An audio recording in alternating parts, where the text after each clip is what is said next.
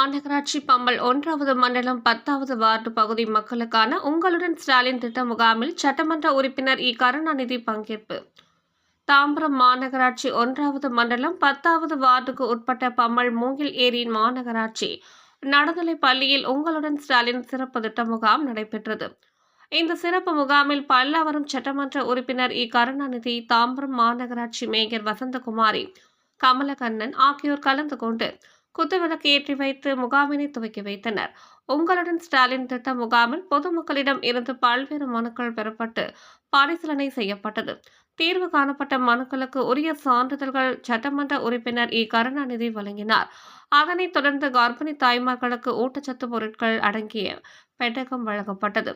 இதில் துணை மேயர் காமராஜ், மண்டல குழு தலைவர் கருணாநிதி, மாமன்ற உறுப்பினர் மதினா பேகம், அரசு துறை சார்ந்த அலுவலர்கள், திமுக நிர்வாகிகள், பொதுமக்கள் திரளாக கலந்து கொண்டனர்.